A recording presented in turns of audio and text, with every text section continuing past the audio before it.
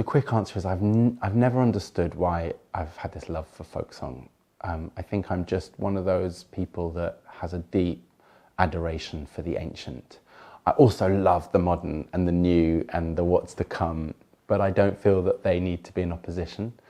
And folk songs for me, and the working with them, which is my the whole sort of what I do as a singer, the interpretation of them, is more about this idea that when I'm working with a folk song, when I'm singing one, when I'm holding one, I'm actually holding the wisdom and the remembering from generation after generation after generation behind me for 500, 1,000 years of people who have just passed that on from memory to memory to memory.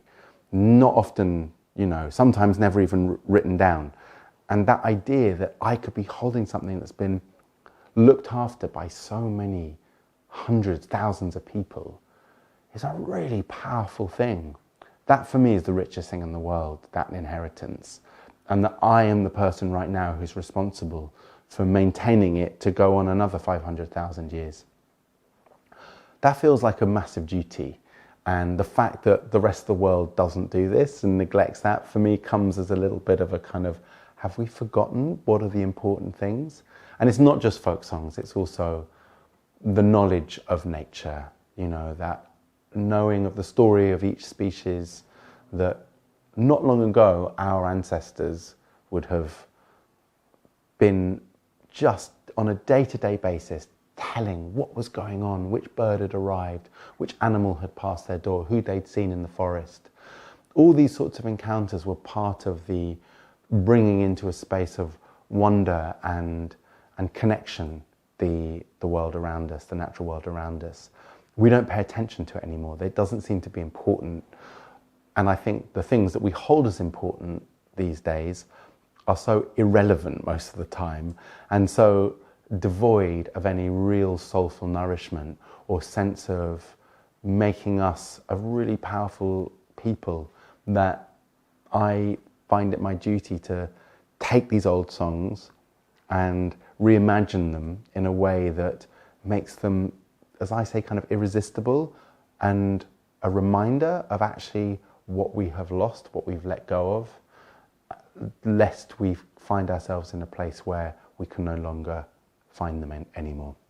And I speak that for songs as I do for, species or the natural world as a whole. I think for me, the stories that inspire me the most are the journey stories, the ones about passage making and about transformation. And that I'm not going to specifically dwell on one, because that's a theme that is present within a lot of the folk songs that I sing and also write into, about this idea of transformation and about thresholds, and how these songs tell the story of people finding themselves. I think one that I would pick on is a song called Spencer the Rover, which is a Sussex song. It's many hundreds of years old, and it speaks of a man in depression who goes on the road to find healing, or is destitute, left his wife and family, and on the road he discovers this moment of glorious nature, and it starts his process of healing. And for me, that always, I can sing that over and over again, because in it I feel that sense of ancient recognition of what nature can do to make one be well, to remind one of the important things in this world and what a teacher nature can be, but also not always in a very nice way, but also nature can wring you through its hands and or her hands, and completely crush you and destroy you and ruin you, and sometimes break you open, and there you find the kind of truth. So it's not a pleasant, oh, the birds were singing, the sun was shining, and I felt better again. It's not as simple as that. Sometimes it really is about being kind of punished and scared and thrown through the mill. That nature can do that so well and reveal you new So those are my favourite stories. So there's this thing about working with folk song that a lot of people think, oh my God, it's all so old and it's like not relevant anymore. And when it comes to finding themes from something that existed in the past to see how it relates to today, particularly in light, as I'm exploring within the climate and ecological catastrophe that is going on all around us, on our doorstep right now, as well as across the globe.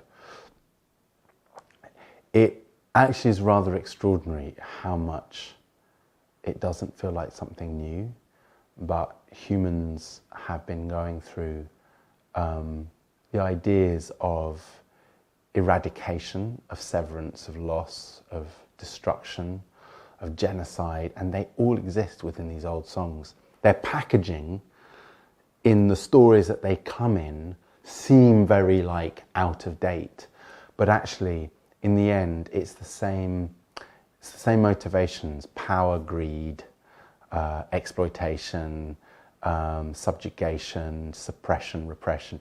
It's all happening then as it happens now. It's just clothed differently, and the technology that is wielding it now is possibly far more powerful in its ability to manipulate and obliterate. So I don't need to do much work in finding the stories, but for me it's about, not always about how we just adjust every song and every concept that I'm trying to communicate, where I'm trying to tell a story for the now.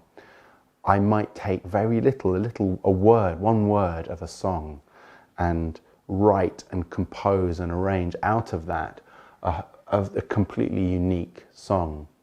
But something in there, like a homeopathic level, has given me the clue to being able to get to the final song. Sometimes a song comes so perfectly formed that I barely need to touch it to be able to insinuate within it what I think is relevant for now, and why it's a song that means exactly the same today as it did 300 years ago.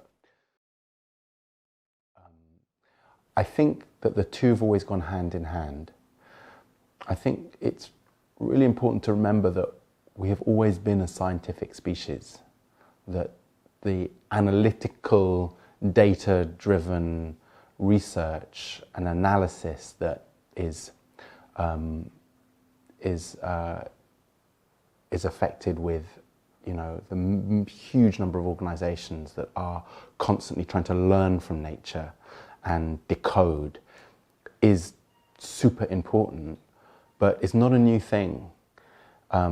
Our cognitive capabilities have evolved, and I had the great privilege of spending time with a community that represent the kind of the birthplace, the crucible of where our scientific and our creative brains existed, and the two have always been hand in hand.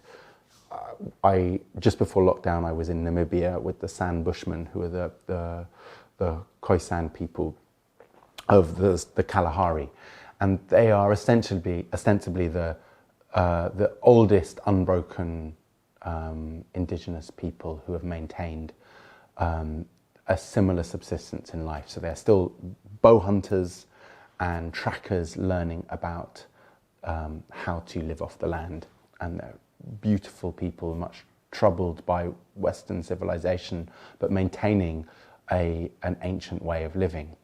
And what they reveal is that our brains have evolved to learn to identify and analyze the land around us. Their life depends on it. But their life depends on being able to both read the footprints and understand the time and depth and the passage of that animal that they're trying to hunt to keep them alive. But at the same time, that all the knowledge that they must have about weather, moisture, time of year, the behavior of the animals, the movement of the land around, all the things that would be able to identify how old that print is and where that animal might be now, and what its state of being is, so that they might be able to find it, are only viable if they also have the storytelling capacity, the ability to interpret and communicate that and embody the animal and become the creature, to become the springbok or the kudu. And so that ability to animate and to transform into the animal, as they will do, they will start to pretend and tell to each other, to everybody interpret what's happening, is the perfect marriage of scientific identification and cultural expression. And that's what we have done for, over 1 million years, essentially. And what we've done is we've separated the two. There are people now who analyze and can kind of, decode and categorize, and there are those who can kind of poeticize, and actually the artist needs the scientist and the scientist needs the artist, because one is useless without the communication or without the influence. I love listening to the science speak about the world around us, to be able to paint a picture that I can then fill the dots in and put the colour in as an artist. So I think the two are really go hand in hand.